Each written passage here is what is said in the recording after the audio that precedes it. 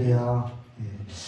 오늘 이제 오직 기도라는 제목으로 말씀을 나누려 합니다. 그래서 제가 기도에 대한 찬양을 계속 했습니다. 시편 3편입니다. 우리 시편 3편을 우리 표제어부터 해서 마지막 8절까지 말씀을 한번 같이 읽었으면 좋겠습니다. 우리 시편 3편 1절부터 마지막 절까지 말씀을 함께 한 목소리를 읽겠습니다. 시작. 다윗이 그의 아들 압살롬을 피할 때에 지은 시.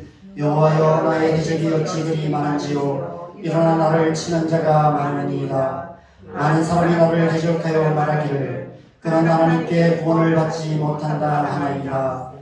여호와여, 주는 나의 방패시요 나의 영광이시요 나의 머리를 드시는 자신이니이다.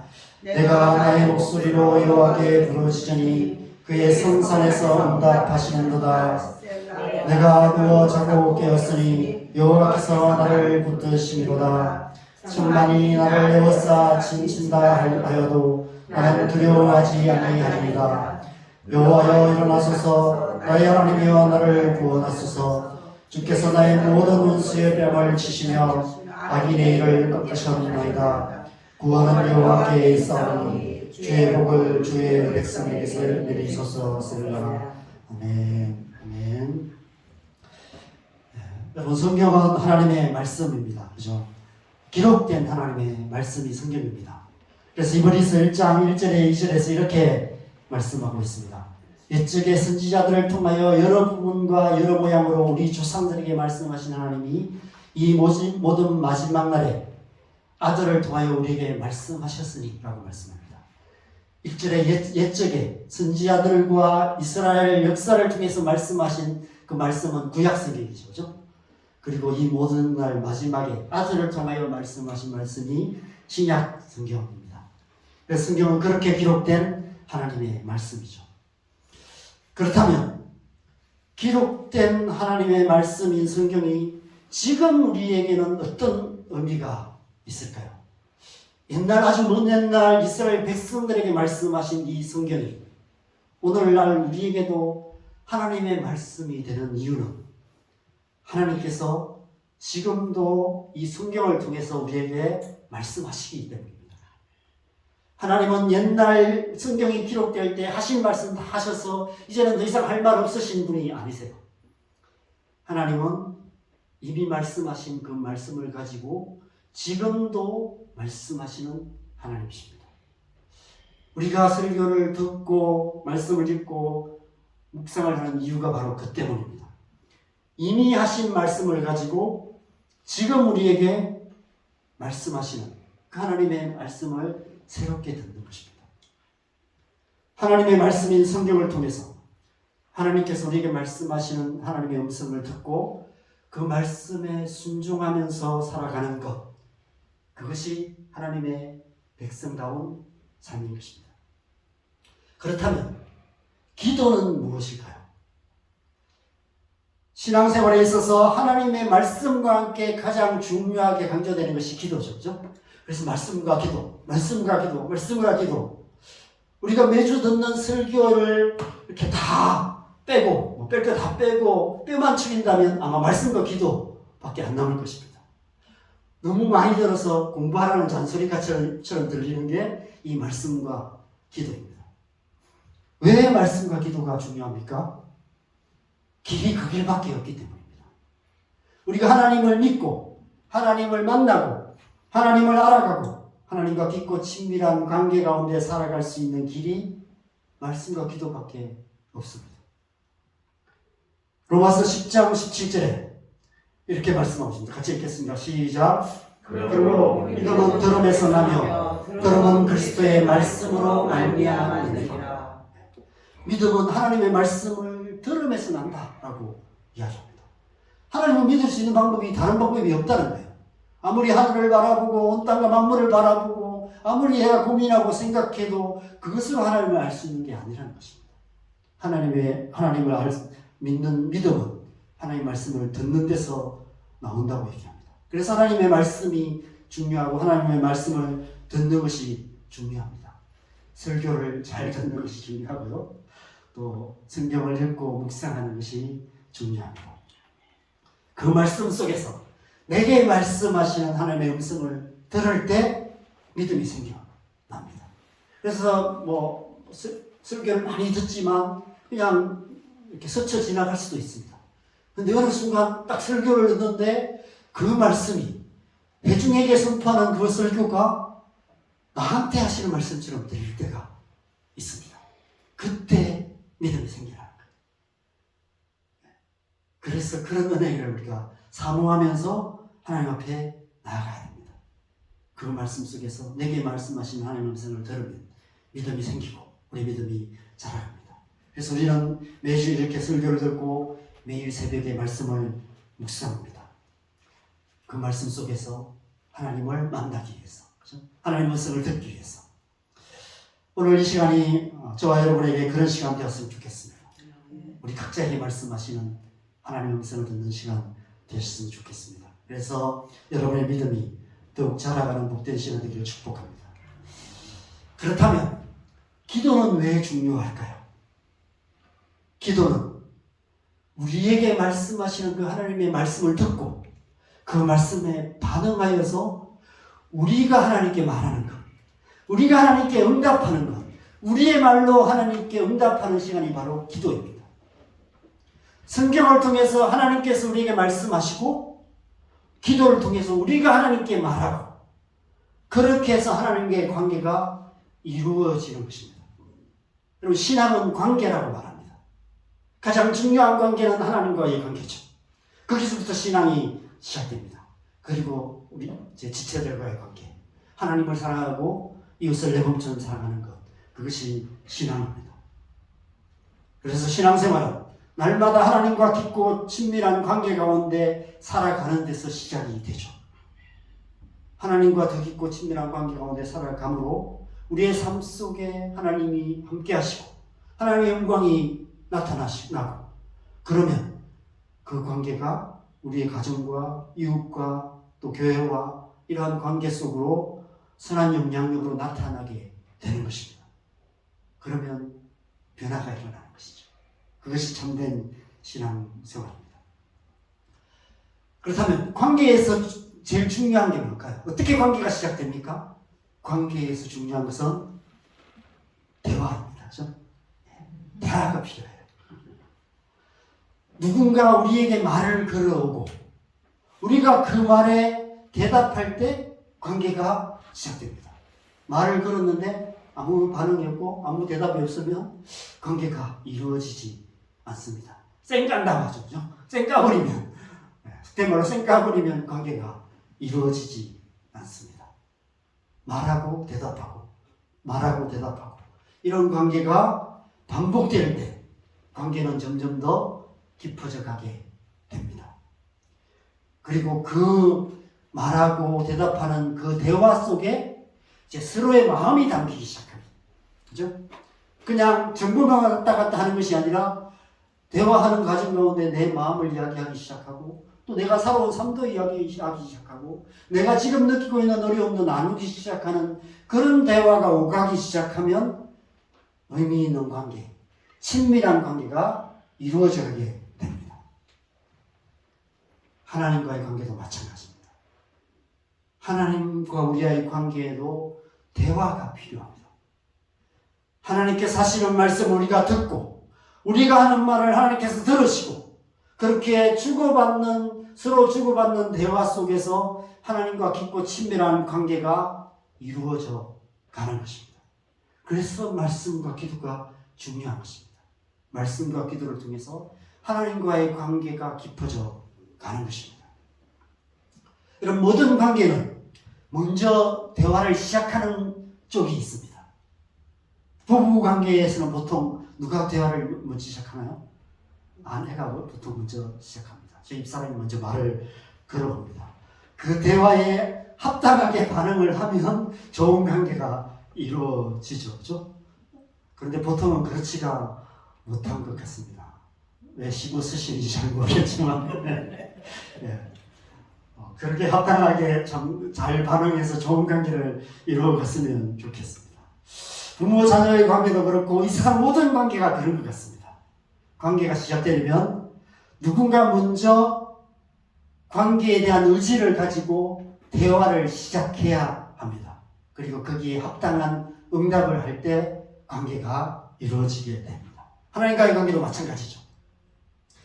하나님과의 관계에서는 누가 먼저 대화를 시작할까요? 하나님께서 먼저 시작하십니다. 그래서 태초에 말씀이 계시니라 라고 말씀하세요. 창세기 1장에도 그렇게 시작하고요. 요한복음에도 그렇게 시작합니다. 태초에 말씀이 계시니라. 하나님께서 먼저 말씀을 시작하셨어요. 하나님께서 먼저 이 땅을 향해서 말씀하시기 시작하시고 우리를 향해서 말씀하셨습니다. 하나님께서 먼저 말을 걸어 오셨다는 것입니다. 하나님께서 말을 걸어 오심으로 관계가 시작되었습니다.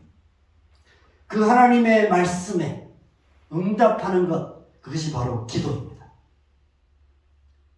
그래서 우리는 먼저 하나님의 말씀을 들어야 하고요. 듣고 기도해야 합니다.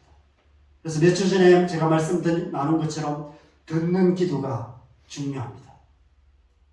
우리가 먼저 말하기보다 하나님께서 먼저 우리에게 말씀하시도록 하나님 앞에 가만히 앉아 듣는 시간이 필요합니다. 하나님 무엇을 위해 기도해야 될지 먼저 듣는 것이 필요해요. 하나님 말씀을 듣고 그 말씀에 응답하는 기도를 해야 합니다. 그럴 때 우리의 기도가 하나님의 마음에 합한 기도가 되고 그렇게 기도할 때 하나님과의 관계가 더 깊어져 갈 수 있는 것입니다. 하나님이 원하시는 기도를 할 수 있게 되는 것이죠. 올 1월 1일에 저희가 첫 창립 예배를 시작했습니다. 그래서 1월 한 달 동안, 1월과 2월 2달 동안 제가 시편 1편과 2편을 가지고 5주, 1월 5주 동안 나눴고요. 1편을 나눴고 2월 4주 동안 시편 2편을 나누어서 한 달씩 제가 설교를 했습니다. 시편 1편, 2편을 나누면서 이 시편 1편과 2편은 전체 150편 시편 중에 서론 같은 그런 시편으로서 창세기에서 계시록까지 성경 말씀 전체를 요약한 말씀과 같다라는 말씀을 제가 나누었습니다. 여러분 시편도 하나님의 말씀이죠. 그렇죠? 시편도 하나님의 말씀인데 그런데 시편은 하나님 말씀 중에서도 굉장히 독특한 하나님의 말씀입니다. 왜냐하면 하나님께서 우리에게 하신 말씀이 아니라 누군가 하나님께 드린 기도가 시편입니다. 하나님의 말씀에 대한 응답으로 누군가 기도했던 그 기도가 하나님의 말씀이 되었어요. 여러분 그것은 곧 우리의 기도가 하나님의 말씀이 될 수 있다는 것입니다. 어떻게 우리가 하는 말이 어떻게 우리가 하나님께 하는 그 말이 하나님의 말씀이 될 수 있을까요? 하나님의 말씀에 응답하여 드리는 기도는 하나님의 마음에 합한 기도가 됩니다. 하나님의 마음에 합한 기도를 하게 될 때 그것이 곧 하나님의 말씀이 되는 것이죠. 하나님은 성경을 통해서 말씀하실 뿐 아니라 우리의 기도를 통해서도 말씀하시는 분이십니다. 그래서 우리는 기도해야 합니다. 기도를 하되 하나님의 말씀을 듣고 하나님의 마음에 합하게 기도해야 합니다. 하나님 말씀에 응답하는 기도를 해야 하는 것이죠. 시편이 바로 그런 기도입니다. 하나님의 마음에 합한 기도가 어떤 기도인지를 알기 위해서는 시편을 열심히 읽고 묵상하시고 시편을 가지고 기도하시면 도움이 많이 되실 것입니다. 오늘 본문인 시편 3편은 바로 하나님께 응답하는 첫 번째 기도가 시작되는 기도입니다. 시편 1편과 2편을 통해서 말씀하신 하나님의 말씀에 대한 응답으로 누군가 기도를 시작합니다. 그 첫 번째 기도가 바로 이 시편 3편인데 다윗의 기도입니다. 여러분 하나님께서 왜 이 시편 3편을 이 다윗의 기도를 가장 첫 번째 시편의 여러 가지 수많은 시편들 중에 가장 첫 번째 기록하고 계실까요? 여러분 우리가 시편을 읽고 묵상할 때 우리가 자주 간과하는 중요한 부분이 있는데 바로 표제어입니다. 시편에 보면 앞에 이렇게 괄호 쳐서 표제어가 있습니다. 150편의 시편 중에서 116편은 표제어가 있습니다. 그리고 34편은 표제가 없습니다. 표제가 없는 34편의 시편을 부모 없는 고아 같다고 해서 고아 시편이라고도 부릅니다. 이 표제가 굉장히 중요합니다. 그래서 원어성경, 히브리어 원어성경은 뭐죠? 1절이 표제어입니다. 그래서 그리고 이제 보통 2절부터 시작이 돼요.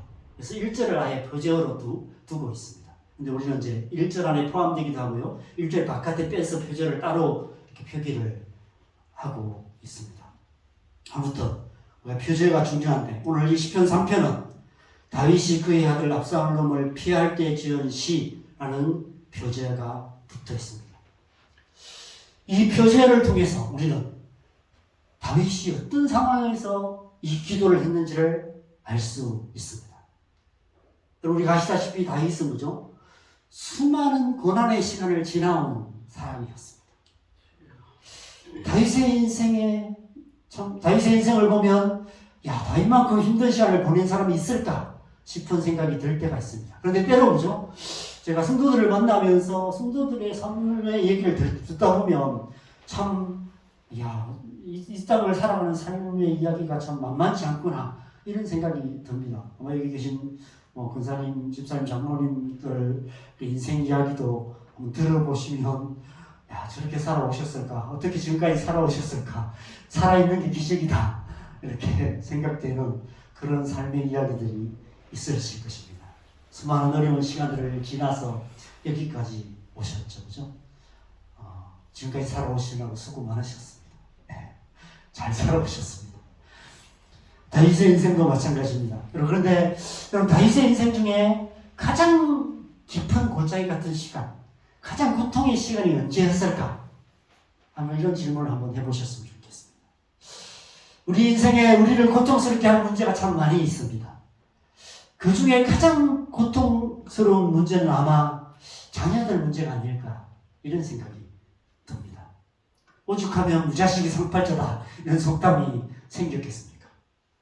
요즘 세대가 결혼도 안 하고 자녀도 안 하는 이유가 바로 그 때문인 것 같아요.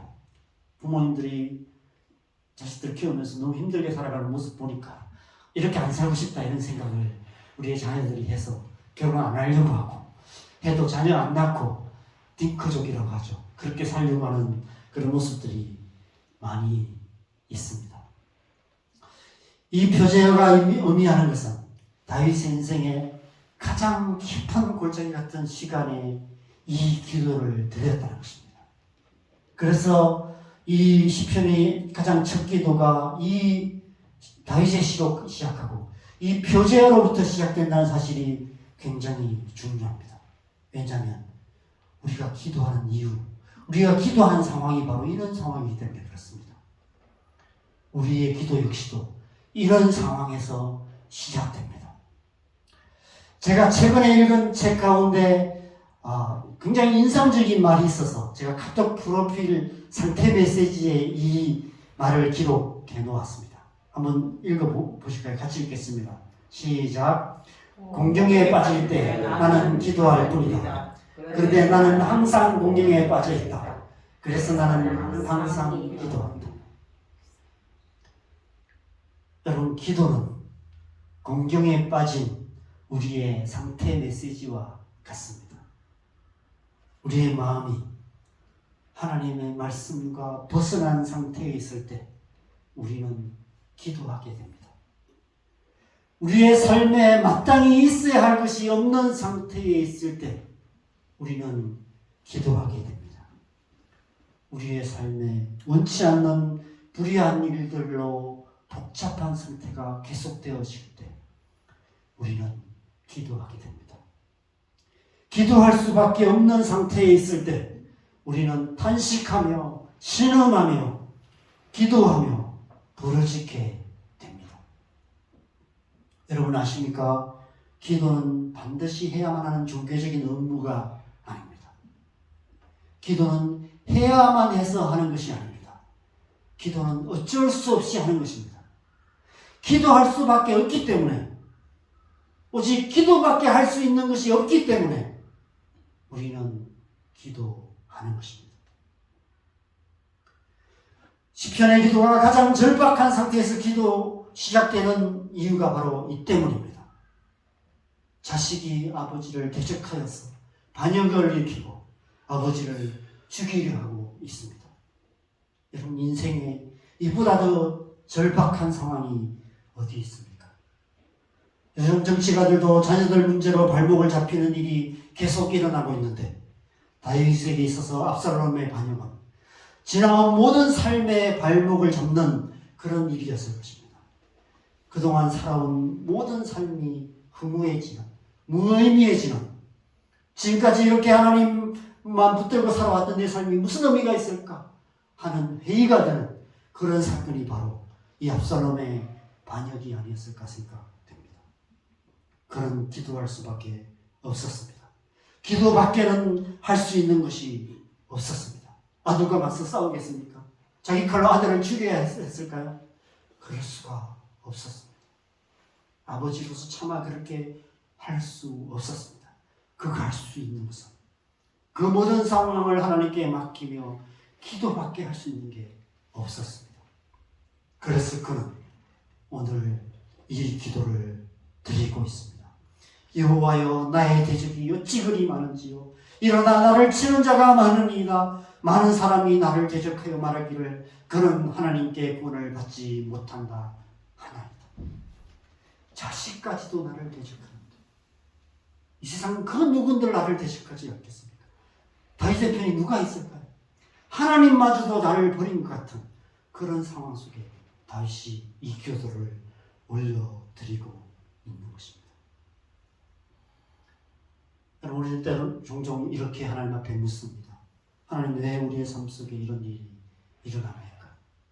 하나님, 왜 이런 어려움을 주십니까? 그래서 때로 하나님을 원망하기도 합니다. 그런데 여러분, 하나님은 우리에게 어려움을 주시는 분은 아니십니다. 하나님 우리를 시험하시는 분이 아니십니다. 그래서 야고보서 1장 13절에 이렇게 말씀합니다. 같이 읽겠습니다. 시작. 사람이 시험을 받을 때에 내가 하나님께 시험을 받는다 하지 말지니 하나님은 나에게 시험을 받지도 아니하시고 친히 아무도 시험하지 아니하시느니라. 여러분, 우리가 이 세상에서 당하는 고통 가운데 하나님이 하시는 일은 아무것도 없습니다. 하나님의 지분은 단 1%도 없습니다. 하나님 우리에게 고통을 주시는 분이 아니라 오히려 우리를 고통에서 구원하시는 분이시기 때문입니다. 우리가 이 세상에서 당하는 모든 고통, 모든 고난은 100% 우리의 몫입니다. 물론 그것이 나 자신만의 잘못은 아닙니다. 때로는 나의 잘못이 단 1%도 없을 때도 있습니다. 내가 사는 이 세상 때문에, 나를 둘러싼 사람들로 인해 우리는 고통을 당할 수밖에 없습니다. 우리의 죄성과 우리를 둘러싼 사람들의 죄성 때문에 우리는 이 세상 속에서 고통당하고 고난을 당하며 살아갈 수밖에 없는 것입니다. 태초에 죄가 이 세상에 들어온 이후에 이 세상 모든 사람들이 당하는 숙명과도 같은 것이죠. 여러분, 우리는 모두 공경에 처해 있습니다. 그 공경에서 우리가 무엇을 해야 합니까? 우리가 할 수 있는 것이 무엇입니까? 세상을 이따위로 만들었냐고 그런 누명을 하나님께 씌워서 하나님을 원망하시겠습니까? 자기의 잘못을 부모의 탓으로 돌리는 폐역한 자식 같은 모습으로 살아가시겠습니까? 공경에 처한 우리가 해야 할 것은 기도입니다. 공경에 처한 우리가 할 수 있는 것 오직 기도뿐입니다. 그래서 다윗이 기도하고 있는 것입니다. 그래서 시편은 이 다윗의 기도로 시작되고요. 시편의 수많은 시편들은 공경에 처한 영혼들이 하나님 앞에 탄식하며 신음하며 부르짖으며 하나님 앞에 기도한 내용입니다. 그 기도가 하나님의 말씀이 되어서 시편으로 기록되어 있는 것입니다. 다윗은 지금까지 수많은 고통의 세월을 살아왔습니다. 어릴 적에 알 수 없는 이유로 부모로부터 버림을 받았습니다. 시편 27편 10절에 보면 내 부모는 나를 버렸으나 라고까지 말하고 있습니다. 청년기에는 사울왕에 쫓겨서 10년 이상을 광야라는 광야는 아무 가본 광야가 없이 유다의 모든 광야를 다 도망 다녀야만 했습니다. 왕이 된 후에도 그는 편안하게 왕궁에 쉴 수가 없었습니다. 주변의 민족들과 생명을 걸고 싸워야 했습니다. 당시에는 왕이 가장 앞장서서 싸우는 그런 전쟁을 해야 했습니다. 생명을 걸고 가장 앞장서서 날마다 전쟁을 했습니다. 오랜 전쟁에 지쳐서 한때 잠깐 안락함에 취했다가 성식의 유혹에 넘어지는 치명적인 실수를 저지르기도 했습니다. 그렇게 수많은 우여곡절을 겪으며 지나온 세월의 막바지에 이제는 가장 사랑했던 아들의 반역으로 다시 광야로 쫓겨나야만 했습니다. 지나온 삶의 고난으로 충분하지 않았을까요? 마지막 노년이라도 왕궁에서 편하게 보내면 안 되는 것이었을까요? 하나님께서 그 꼴을 못 보시는 것일까요? 여러분 아십니까? 아브라함이 온전한 하나님의 사람이 된 것이 언제인지. 아브라함은 처음부터 온전한 하나님의 사람은 아니었습니다. 아브라함이 온전한 하나님의 사람이 된 것은 창세기 22장의 모리아 산에서였습니다. 창세기 22장 12절 같이 읽겠습니다. 시작. 내가 내 아들 내 독자까지도 내게 아끼지 아니하였으니 내가 이제야 내가 하나님을 경외하는 줄을 아노라. 창세기 12장에서 하나님의 부르심을 받아서 본토 친척 아버지의 집을 떠나는 순간 시작된 아브라함의 믿음이 모리아 산에서 아들을 이삭을 바치는 그 순간 온전해진 것입니다.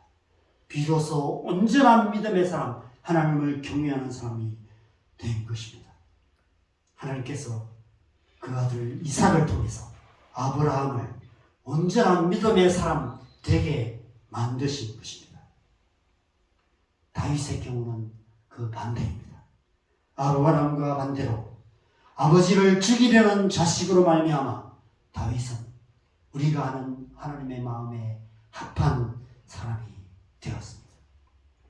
하나님께서 그 아들 압살롬을 통해 다윗을 다윗되게 만드신 것입니다. 그런 의미에서 자식이란 존재는 우리를 사람 만들어주는 존재가 아닐까 이런 생각이 듭니다. 자녀를 낳고 키워가는 과정이 때론 너무 혹독하고 그 결과마저도 시원치 않을 수 있지만 그러나 그 시간들이 우리를 사람이 되게 만들어 줍니다. 하나님께서 그 자식들을 통해 우리를 하나님의 마음을 아는 사람, 하나님을 닮은 사람, 아버지의 마음을 아는 그런 사람으로 만들어 가시는 것입니다. 우리를 변화시키기에 가장 좋은 도구가 바로 자녀입니다. 자식 낳아서 키워가며 쏙이 썩어갈 때 우리는 진정 사람다운 사람이 되어갈 수 있습니다. 성숙해져 갈 수 있습니다. 여러분, 성숙이란 말의 뜻을 잘 알려면 그 성숙이란 말을 뒤집어 보면 됩니다. 숙성입니다. 숙성이란 말은 생명을 가진 채 썩어가는 것입니다. 한마디로 속이 썩어가는 거예요. 속이 썩어가야만 우리가 숙성되어져 가고요, 맛이 나고요, 사람다운 사람이 되어가는 것입니다. 자녀를 키우다 보면 우리는 속이 썩을 수밖에 없고 그래서 기도할 수밖에 없습니다. 어쩌면 하나님께서 자녀라는 목줄을 메어서 우리를 기도의 자질로 이끌어 가고 계시고 끝까지 삶의 마지막 순간까지 기도할 수밖에 없게 만들지 않을까 이런 생각이 듭니다. 왜냐하면 기도를 통해서만 우리 안에 변화가 일어나고 기도를 통해서만 우리가 온전한 하나님의 사람이 될 수 있기 때문에 하나님께서 끝까지 기도하도록 우리를 이끌어 가시는 것이 아닐까 생각됩니다. 여러분, 기도는 변화를 일으킵니다. 그런데 기도를 통해서 일어나는 가장 큰 변화, 가장 중요한 변화, 가장 첫 번째 일어나는 변화는 바로 기도하는 그 사람입니다. 기도하는 자신입니다. 기도는 기도하는 그 자신을 변화시킵니다. 그래서 우리는 기도해야 합니다. 기도를 통해서 우리 자신이 변화되기 때문입니다. 기도가 나를 변화시킨다면 기도하지 않는 것만큼 어리석은 짓이 어디 있겠습니까? 기도는 결국 나 자신을 위한 거예요. 기도는 나를 사랑할 수 있는 가장 중요한 행위가 바로 기도입니다. 우리는 우리의 상황이 바뀌기를 기도하고 우리가 기도하는 그 사람이 변화되기를 기도하지만 하나님의 관심은 언제나 기도하는 우리 자신에게 있습니다. 하나님은 우리가 언제나 하나님의 사람으로 변화되기를 원하시는 것입니다. 그래서 우리는 기도해야 합니다. 모든 상황에서 우리는 기도로 하나님 앞에 나아가야 하는 것입니다. 언제까지 기도해야 될까요? 변화될 때까지 기도해야 됩니다. 응답될 때까지 기도해야 합니다. 변화산에서 얘기가 좋사오니 하며 초막세스를 지켰다고 하는 제자들을 예수님께서 끝내 갈보리산 십자가 앞까지 이끌어 가셨습니다. 우리 또한 십자가 앞까지, 갈보리산 십자가 앞까지 나아가야만 합니다. 십자가 앞까지 가야만 진정한 변화가 일어날 수 있기 때문입니다. 여러분, 기도하는 그 시간은 우리의 자아가 십자가에 죽는 시간입니다. 5절 말씀에 보면 내가 누워 자고 깨었으니 라고 말씀하고 있습니다. 누워 자고 깨었다는 것은 곧 죽음과 부활을 의미하기도 합니다.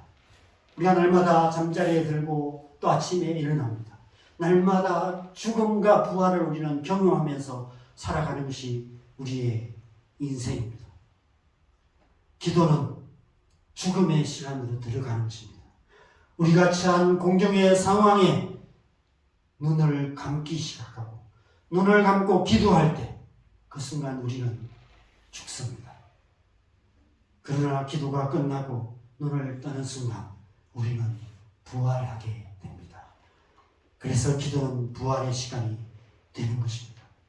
그렇게 죽음과 부활이 계속해서 반복됨을 통해 우리는 믿음의 사람으로 변화되고 성장해 가는 것입니다. 기도를 통해서 우리를 공경에 빠뜨렸던 그 문제는 더 이상 우리의 문제가 아니라 하나님의 문제가 되는 것입니다. 내가 누워 자고 깨었으니 우리가 날마다 경험하는 그 수많은 죽음과 부활의 시간을 통해 그 기도의 시간을 통해 우리는 마음을 새롭게 함으로 변화를 받게 됩니다. 그래서 마침내 하나님의 선하시고 기뻐하시고 온전하신 것이 무엇인지를 분별할 수 있는 하나님의 사람이 되는 것입니다. 기도를 통해서 하나님께서는 저와 여러분을, 우리를 하나님의 자녀답게, 하나님의 백성답게 만들어 가시는 것입니다. 그래서 오직 기도인 것입니다. 오직 기도로만 우리는 오직 하나님의 사람다워질 수 있는 것입니다. 기도는 하나님의 사람다움의 증거입니다. 하나님의 사람은 기도하는 사람인 것입니다. 그래서 하나님께서 우리를 끊임없이 기도의 자리로 초청하고 계십니다. 우리 몇 군데 말씀을 같이 읽고 함께 기도하는 시간 갖겠습니다. 에베소서 6장 18절 같이 읽겠습니다. 시작. 모든 기도와 간구를 하되 항상 성령 안에서 기도하고 이를 위하여 깨어 구하기를 항상 힘쓰며 여러 성도를 위하여 구하라. 항상 성령 안에서 기도하라 말씀하고 있습니다. 빌립보서 4장 6절 같이 읽겠습니다. 아무것도 염려하지 말고 다만 모든 일에 기도와 간구로 너희 구할 것을 감사함으로 하나님께 모든 일에 기도와 간구로 하나님께 나오라고 초청하고 있습니다. 데살로니가 전서 5장 16절에서 18절 같이 읽겠습니다. 항상 기뻐하라, 쉬지 말고 기도하라, 범사에 감사하라. 이것이 그리스도 예수 안에서 너희를 향하신 하나님의 뜻입니다. 오직 기도로 우리는 진정한 하나님의 사람답게 변화될 수 있고, 그렇게 우리가 변화될 때 우리의 가정이 변화되고 우리 살아가는 이 땅도 하나님 나라로 변화될 줄 믿습니다. 날마다 기도로 하나님 앞에 나아가시기 바랍니다. 그래서 진정 하나님의 사람다워져가는 저와 여러분 되시기 바랍니다. 그래서 오직 기도로 하나님 나라를 이루어가는 저와 여러분 되시기를 주님의 이름으로